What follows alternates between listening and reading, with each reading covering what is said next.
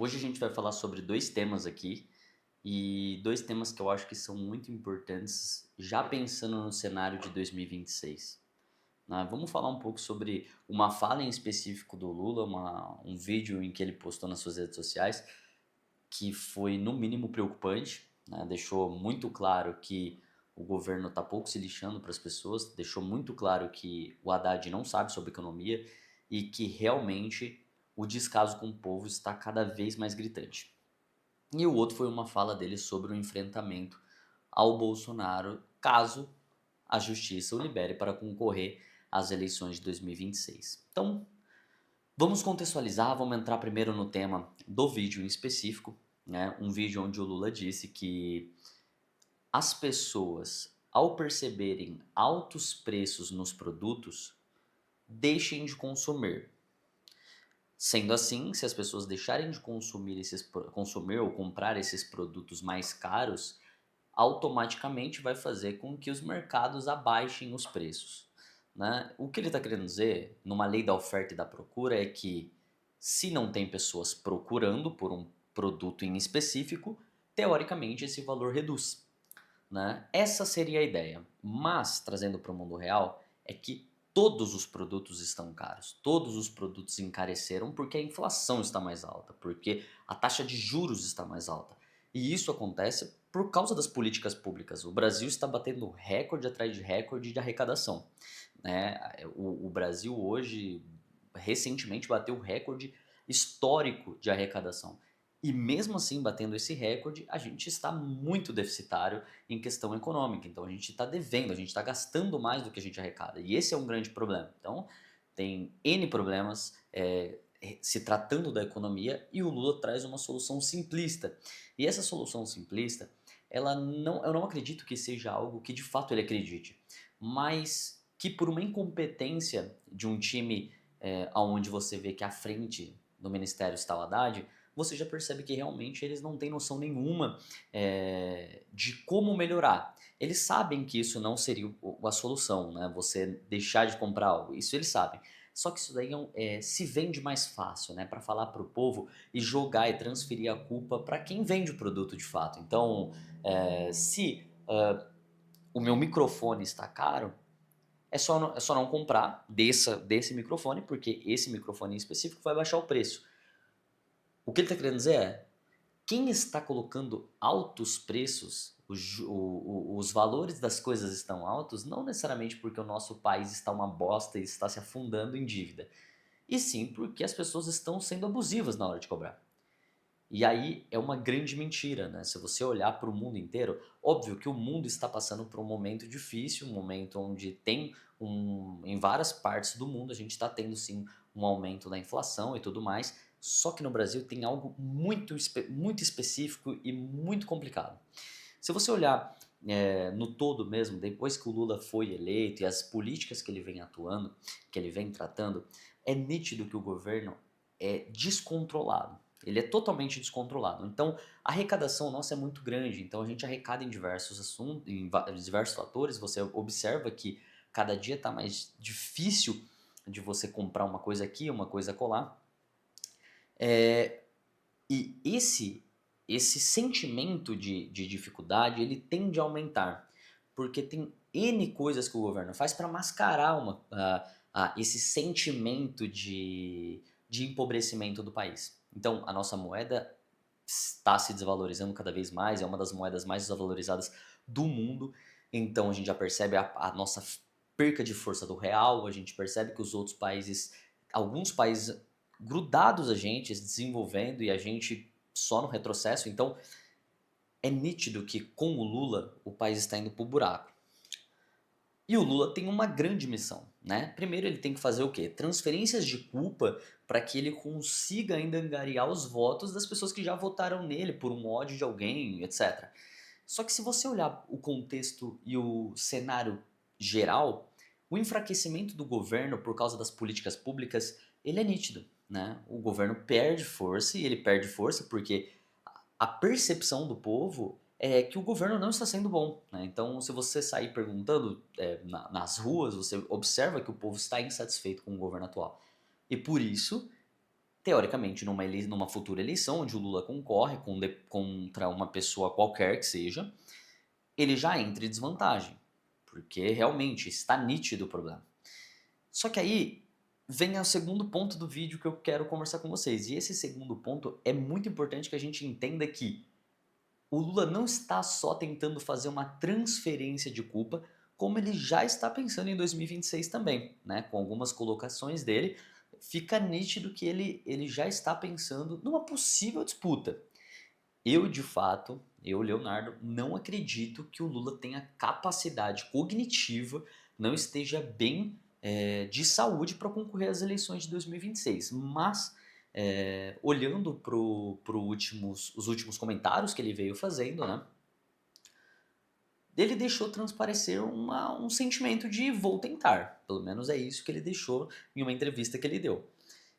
E vamos entrar agora nesse segundo ponto, e esse segundo ponto é bom a gente entender algumas correlações entre Lula e Bolsonaro, tá? Por que Bolsonaro?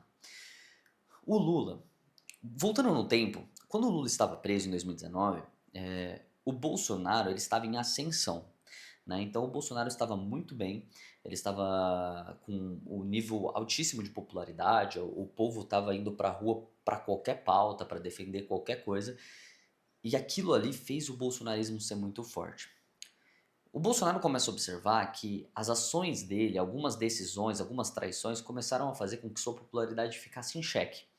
E quando isso começou a acontecer, ele pensou: o que eu posso fazer para que todo esse público de novo ascenda e fique ao meu lado em qualquer pauta? Eu preciso voltar alguém para o jogo, né? Então, se você observar, o PT e o PL, não necessariamente os partidos, mas Lula e Bolsonaro, eles se retroalimentam, né? O Lula sem Bolsonaro é muito fraco, o Bolsonaro sem Lula hoje ele também é fraco, porque eles têm um nível tão alto de impopularidade, minto, eles têm um nível altíssimo de popularidade, mas eles conseguem ter um nível muito maior de pessoas que não querem eles no governo. Então, um exemplo claro, se você for perguntar a rejeição do Lula hoje, ela é muito alta.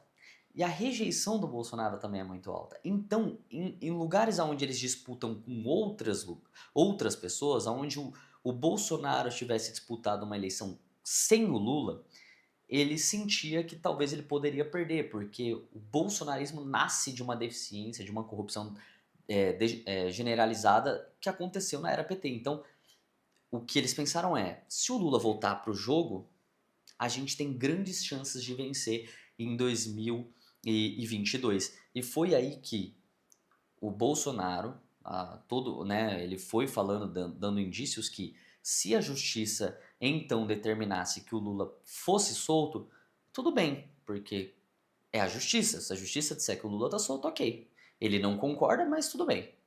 E foi o que aconteceu. O Lula foi solto.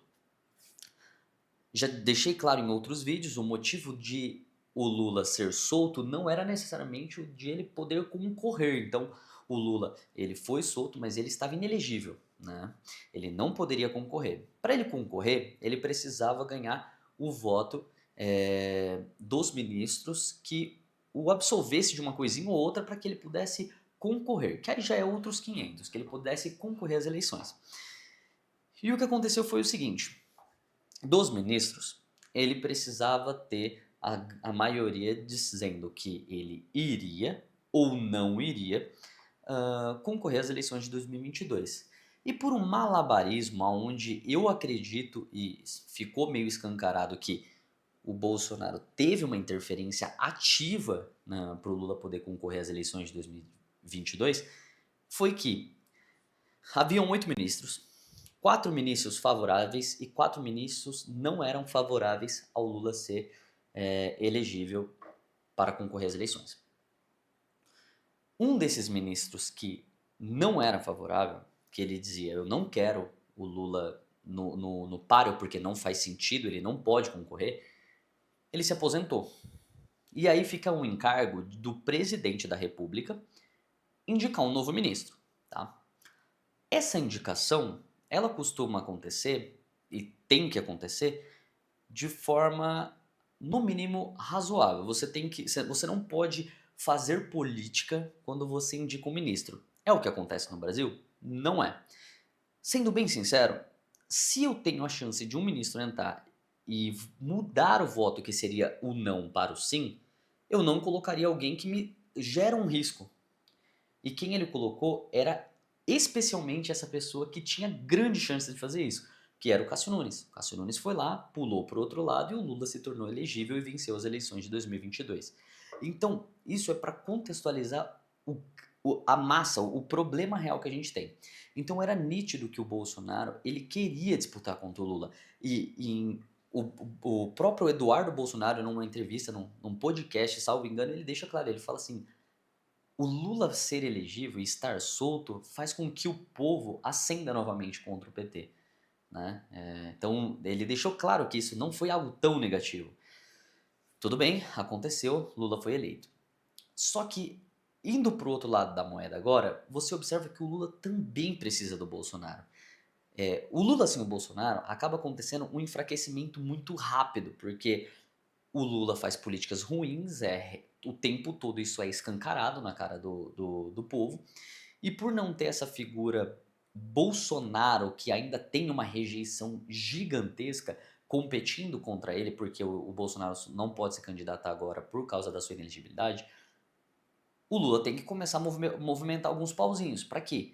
Para que caso ele perceba que a popularidade dele está muito baixa e que a única forma que ele tem de vencer uma eleição em 2026 seja colocar o Bolsonaro pro jogo de novo, ou não que ele vá fazer alguma coisa, mas que ele torça para que aconteça e que a justiça libere o Bolsonaro para concorrer, acaba acontecendo que você começa a ver uma movimentação para esse caso. Então, na última entrevista, ele falou assim: tudo bem, se a justiça liberar o Bolsonaro para ele competir novamente, para ele concorrer às eleições de 2026, eu não vou me opor, eu vou vencer ele novamente. O Lula deixa claro que ele não igualzinho o Bolsonaro disse em 2019, 2020, se ele vier a concorrer, tudo bem, não tem problema quanto a isso. Eu não concordo, mas tudo bem.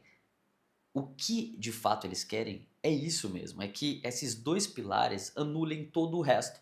Porque enquanto existir uma força gigantesca anti um e o anti o outro, eu odeio esses dois e por isso eu preciso que os dois compitam, faz com que toda aquela galera boa que pode surgir fique para baixo dos panos. Então você acaba não sabendo.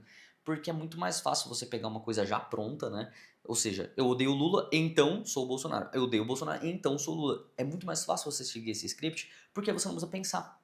Só que aí que mora o grande problema, né? Porque as pessoas precisam entender que não existe só Lula e Bolsonaro e que as eleições de 2026 vão ser muito importantes para a gente determinar o futuro do país.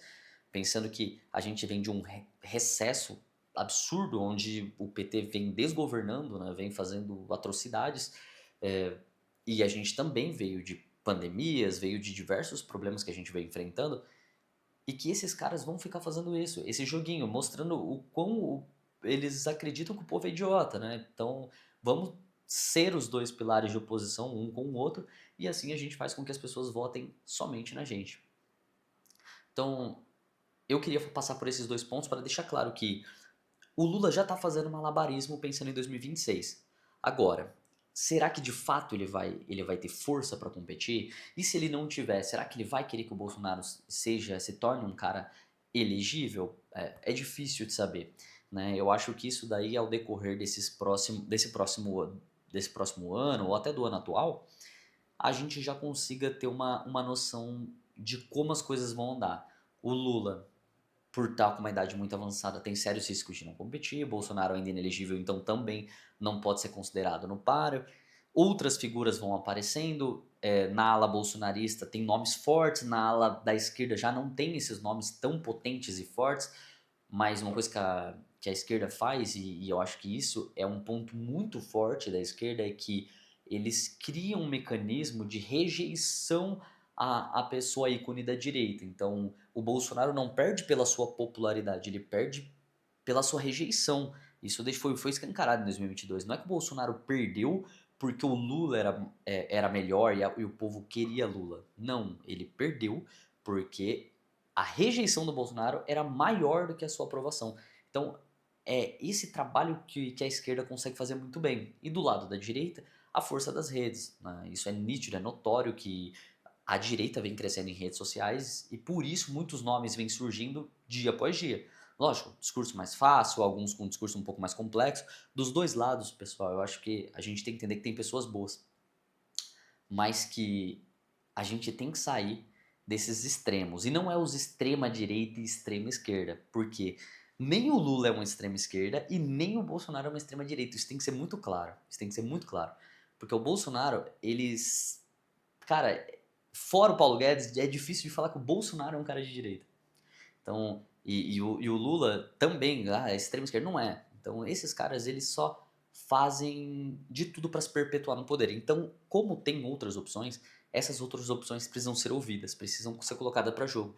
Espero que realmente haja uma possibilidade do Lula não ser candidato e mude um pouco esse cenário para que a gente possa ter uma eleição de 2026 um pouco mais saudável, né, sem essas figuras que realmente distorcem um pouco o cenário político e acabam fazendo com que a política vire uma baderna, que hoje é. E eu acredito que nós, a partir da gente, do voto, da conscientização e da forma com que a gente vai olhar nesses próximos anos, vai determinar o futuro dos próximos 4 ou 8 anos, né? Pensando que a pessoa que ganha, não sendo Lula no caso, ela pode ser reeleita, né, com a máquina pública, então a gente já tem que pensar no longo prazo. Então, espero que você tenha gostado desse vídeo. Se gostou, já deixa seu like, se inscreve no canal para os próximos. Até mais.